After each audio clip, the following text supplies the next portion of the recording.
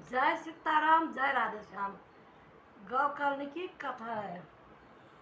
इसी प्रकार जब धुंधकारी अकाल मृत्यु से मरा जाने पर प्रीत योनि को प्राप्त और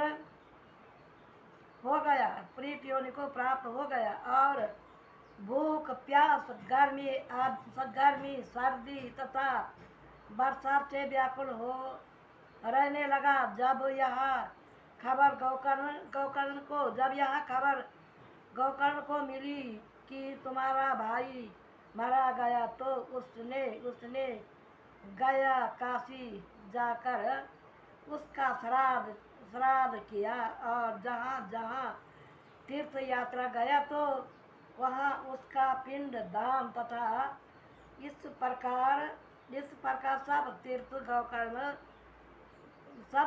तीर्थ तीर्थ गौकर्ण घर लौट आया। रात्रि को जब वहाँ सो गया तो उसने धुंधकारी को प्रीत योनि में नाना प्रकार के रूप धरते हुए और चिल्लाते हुए देखा।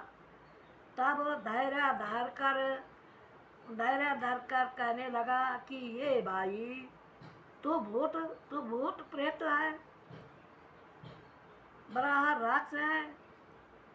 आदि तुम आदि में से कौन हो और तेरा इस प्रकार रूप बदलने का चिल्लाने का क्या कारण है। गौकर्ण की यह बात सुन धुंधकारी बड़ा धार मार रोने लगा। जब गौकर्ण ने देखा कि यह सिवाय रोने से और कुछ नहीं बोलता है, उसने कुछ मंत्र पढ़कर उसके जल के छिट्टे दिए।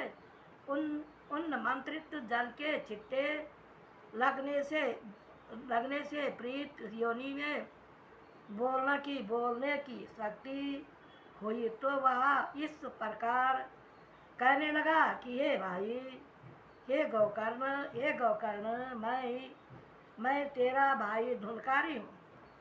मैंने अपने जी में धर्म को त्याग कर बड़े कुकर्म किया, जिनकी गणना जीवों से नहीं हो सकती। और इनके अलावा वैश्यों ने मुझे फांसी देकर मार डाला, मृत्यु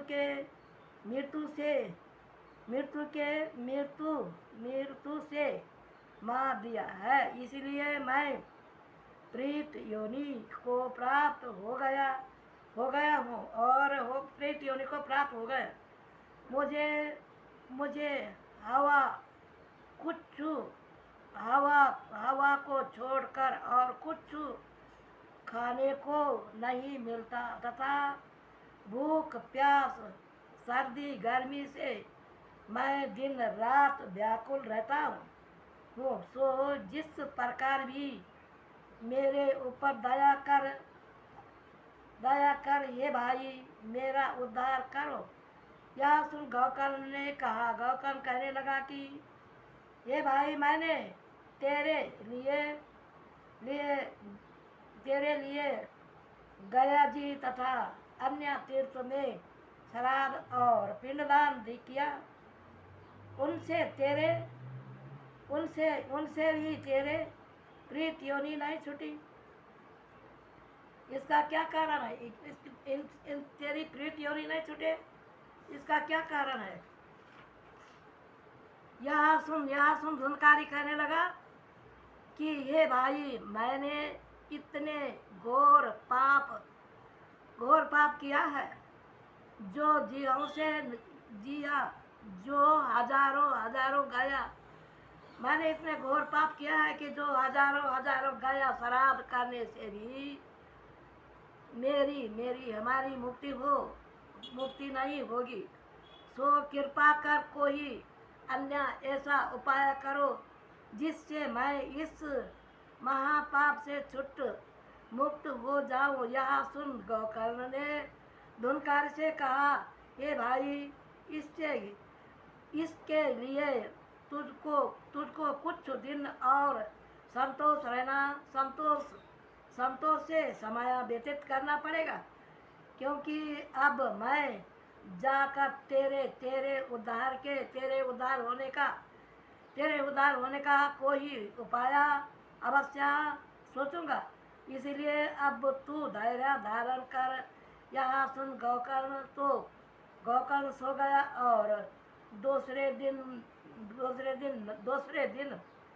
नगर के सब लोगों से मिलने आए और उसने सबको कथा सुना सबको यथा योग सम्मान किया।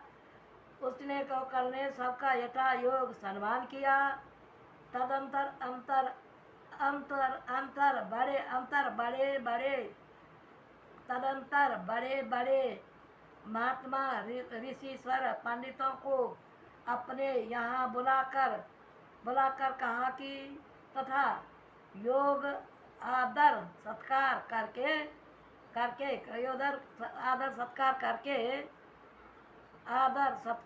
करके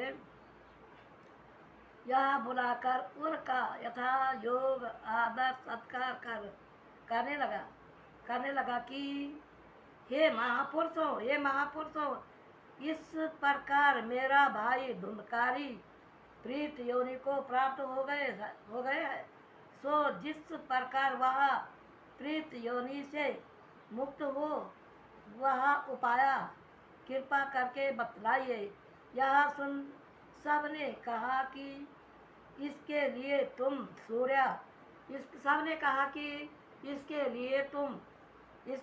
तुम सूर्य भगवान का जाप करो और जिस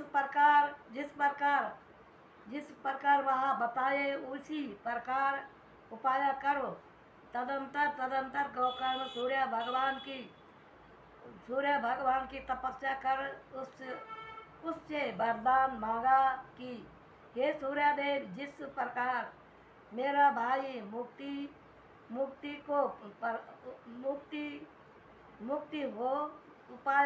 हो गई और उपाय कर बतलाइए। तब सूर्य भगवान ने प्रकट होकर गोकर्ण को कहा कि तुम भाई धुंधकारी को श्रीमद् भागवत का सप्ताह पारायण सुनाओ, जिसके सुनने से उसकी मुक्ति अवश्य हो जाएगी। यह सूर्यदेव तो अंतर्ध्यान हो गए और गोकर्ण ने प्रसन्न चित्त होकर सब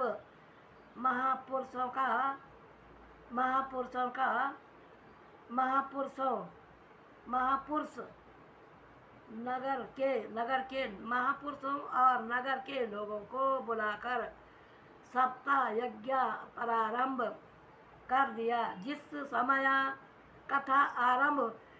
समय कथा आरंभ हुई तो धुंधकारी एक साथ गांठ वाली बांस पर बैठा हुआ एकाग्र मन से श्रीमद्भागवत सुनने लगा और गोकर्ण जी भी एक श्रेष्ठ महापुरुषों को श्रोता बन कर सप्ताह सुनने लगा। तब पहले दिन की कथा समाप्त हुई तो जिस पर धुंधकारी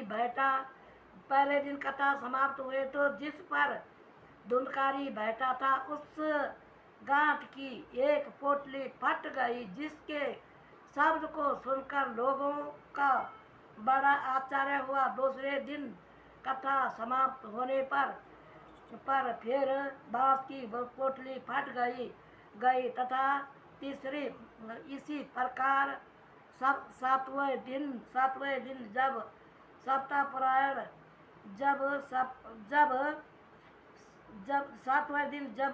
सप्ताह पारायण संपूर्ण हुए तो नित्य प्रति नित्य प्रति हिसाब हिसाब से उस बांस की सातों पोटली टूट गई और उस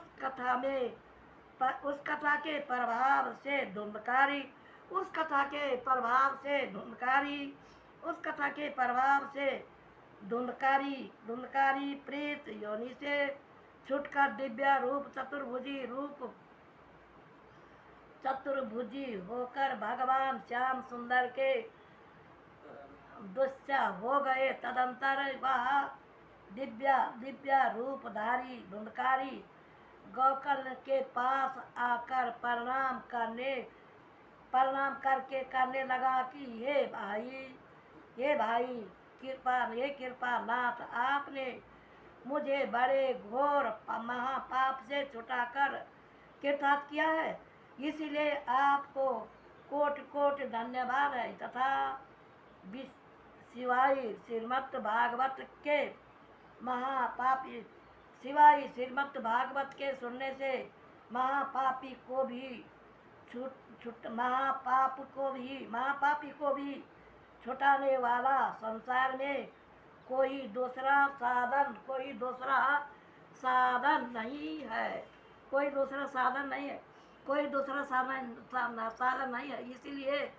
इसलिए जो प्राणी घोर पापी से भी लिप्त होकर संसारी माया में फंसे हुए हैं, उसको भी यह श्रीमद् भागवत अवश्य सुनना चाहिए। इसी अवसर में एक दिव्य विमान आकाश से आता हुआ दिखाई दिया और फिर वहां आकर तथा धुंधकारी को बैठा कर वैकुंठ की मतलब दिव्य विमान देखकर धुंधकारी को बैठाकर वैकुंठ की ओर चला गया। तब सब लोग देखकर सब लोग को देख लोगों का आश्चर्य का कोई ठिकाना ना रहा। और तब संत महात्मा अन्य लोग गोकर्ण से कहने लगे, ये गोकर्ण महाराज, यह सत्तापरायण हम सब लोगों ने समान रूप से सुना है, फिर यह क्या कारण है जिसके केवल धुंधकारी के लिए विमान आया, हमारे लिए नहीं आया। तथा यह सुन गोकर्ण ने कहा कि हे महापुरुषों,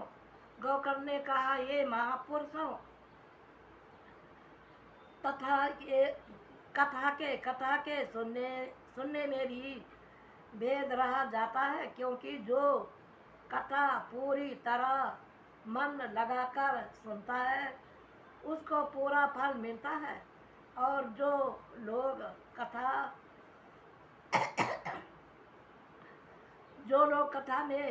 कथा के समय इधर उधर की बातें करते हैं और कथा में चित्त न लगाने अपने कार्य की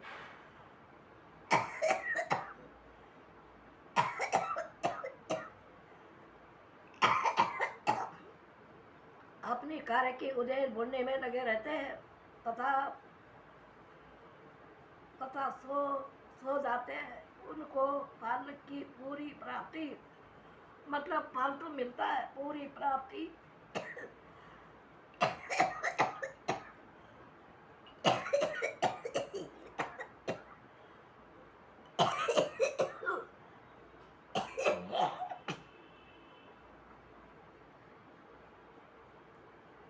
फल की पूरी प्राप्ति नहीं मिलती है। इसलिए सत्ता प्राणी चित्त लगाकर सुनना चाहिए। वैकुंठ में चला गया। यह सुन सब लोगों ने लज्जित होकर और कहने लगे कि ये महाराज कृपा कर एक सप्ताह और सुनाए, जिसको सुनकर हम लोग भी मुक्त हो जाए। यह सुन गोकर्ण ने गोकर्ण ने दूसरा पलायन आरंभ किया और सब लोग चित्त लगाकर सुनने लगा। तदंतर सप्ताह होने पर सब स्वयं भगवान सप्ताह होने पर स्वयं भगवान श्याम सुंदर चतुर्भुजी रूप धारण कर प्रकट हुए और सबको दर्शन दिया तथा गोकर्ण अपने तथा विमान पर गोकर्ण सबको दर्शन दिया तथा गोकर्ण को अपने विमान पर वैकुंठ को चले गए तथा इसके बाद सब लोग विमान और वही बैजन वही वही जय जयकार करते हुए वैकुंठ को चले गए। सूत जी कहने लगे कि ये ऋषिश्वरों सूत जी कहने लगे कि ये ऋषिश्वरों सूत जी कहने लगे कि ये ऋषिश्वरों सूत जी कहने लगे कि ये ऋषिश्वरों